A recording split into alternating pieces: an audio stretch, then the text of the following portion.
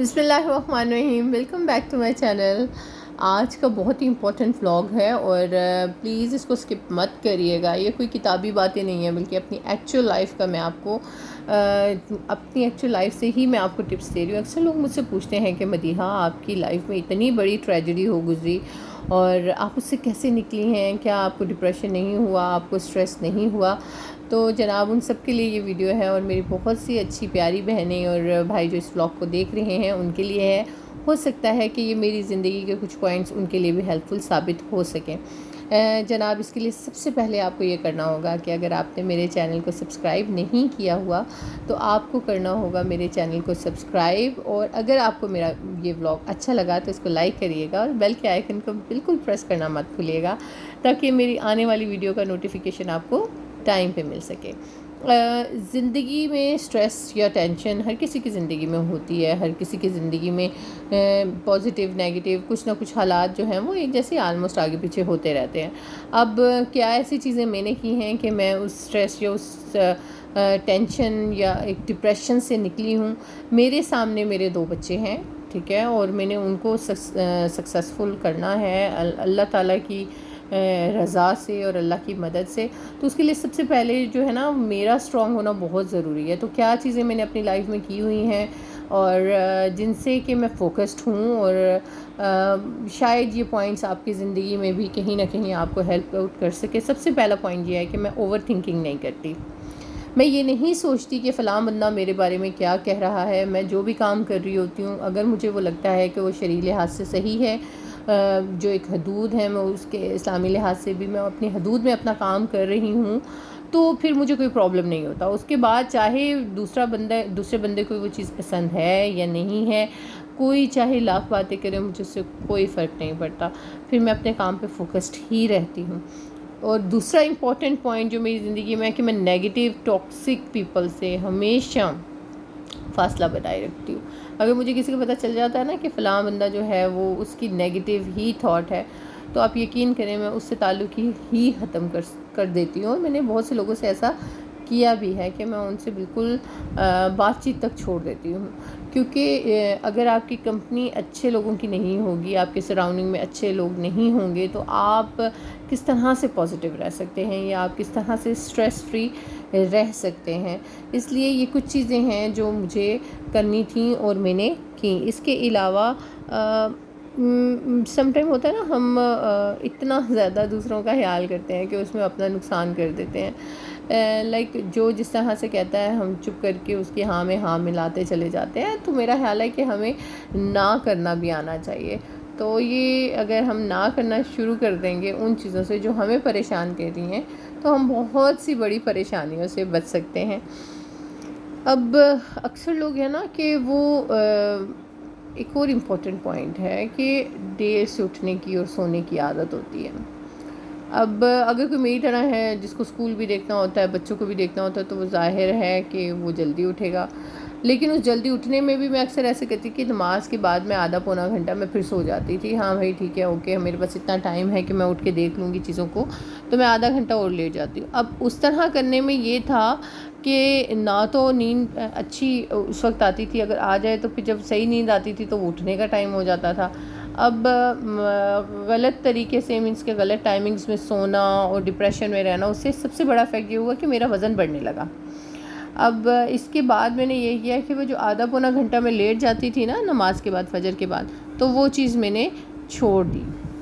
اس سے بھی میری ویٹ پہ بہت زیادہ افیکٹ پڑا، میں خود ریلیکس فیل کرنے لگی۔ اس سے جب میں جلدی اٹھ جاتی تھی میرے پاس بہت زیادہ ٹائم ہوتا تھا اپنے باقی کام کرنے کے لیے، لائک اگر مجھے کوئی کچن میں چیز دیکھنی ہے یا بچوں کا لنچ وغیرہ تیار کرنے کے بعد مجھے دن کے کھانے کے لیے کچھ کرنا ہے، یا کچھ بھی مجھے کوئی کپڑے سمیٹنے ہیں، کچھ بھی کرنا ہے، یا whatever I want to do, میں اس ایکسٹرا ٹائم میں کر سکتی تھی اور میں ریلیکس ہو جاتی تھی، کیونکہ میرا دن جو ہے وہ اور بھی زیادہ لمبا ہو جاتا تھا۔ اور ظاہر ہے جب ٹائم زیادہ ہوتا ہے تو بہت سے کام آپ کے پراپر ہو جاتے ہیں، آپ ریلیکسڈ رہتے ہو۔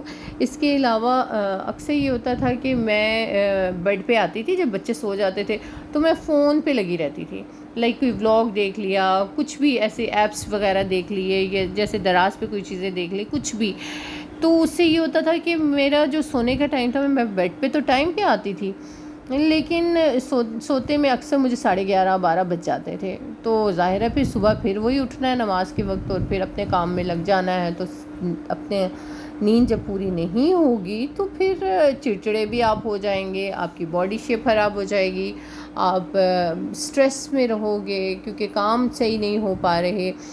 تو اس لیے میں سب سے پہلے تو میں نے یہ کیا کہ میں جلدی بیڈ پہ آتی، اور اس سے بھی بیڈ پہ بھی آنے سے پہلے میں اپنا وائی فائی آف کر دیتی، اپنے فون کو میں سائڈ پہ رکھ دیتی کہ اس کو مجھے یوز بالکل نہیں کرنا. بلکہ میں ساتھ میں ایک اپنے تسبیح رکھنے لگ گئی کہ سونے سے پہلے ہاتھ میں تسبیح لے کے بشک لیٹ کے میں کچھ میں نے اذکار جو ہیں وہ میں نے مختص کر دیے کہ میں نے سونے سے پہلے کرنے. آپ یقین کریں اتنی اچھی نیند، اتنی زبردست نیند مجھے آتی ہے کہ باقاعدہ اگر تہجد کے وقت اٹھنے کی نیت کروں تو میں آرام سے اٹھنے لگی، ایک روٹین بننے لگی. ظاہر ہے صبح جو جلدی اٹھے گا وہ رات میں جلدی سو بھی جائے گا دن بھر کا کام کرنے کے بعد. اور پھر جب آپ رات میں پراپر طریقے سے 9:30 10 بجے تک سو جائیں گے بچوں کے ساتھ، تو پھر آپ کی جب سلیپ ٹائم ہے وہ پورا ہو جائے گا، تو پھر کیسے آپ کو کوئی سٹریس رہے گا یا آپ کی باڈی جو ہے وہ ڈی شیپ ہوگی یا کوئی بھی ٹینشن آپ کو رہے گا، آپ پورے اگلے دن کے کام جو ہیں وہ پراپر طریقے سے کر سکیں گے. اس لیے ارلی بیڈ پہ جانا اور ارلی اٹھنا بہت ضروری ہے.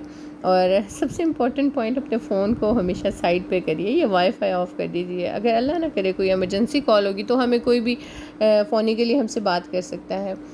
اور ایک اور امپورٹنٹ پوائنٹ جو کہیں میرا خیال ہے کہ بہت سی شادی شدہ عورتیں کہہ لیں یا سنگل مدر کہیں بھول ہی جاتی ہیں، دیٹ از ہم اپنے آپ سے پیار نہیں کر رہے ہوتے. ہم اپنے بچوں کا خیال کرنے میں، گھر کا نظام چلانے میں اس قدر مصروف ہو جاتے ہیں کہ خود کو بھول ہی جاتے ہیں.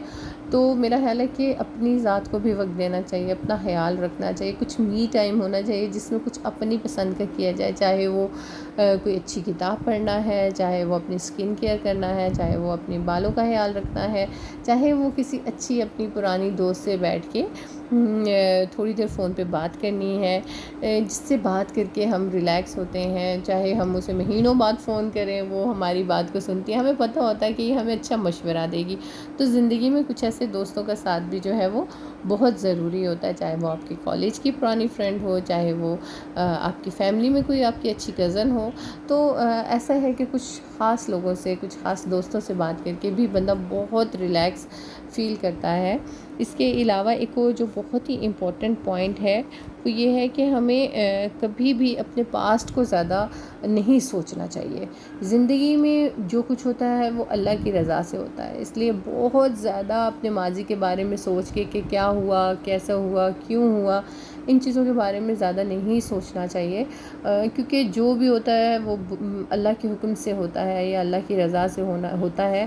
اور جب ہم اللہ کی رضا میں راضی ہو جاتے ہیں نا تو ہم بہت سی پرابلمس سے بچ جاتے ہیں.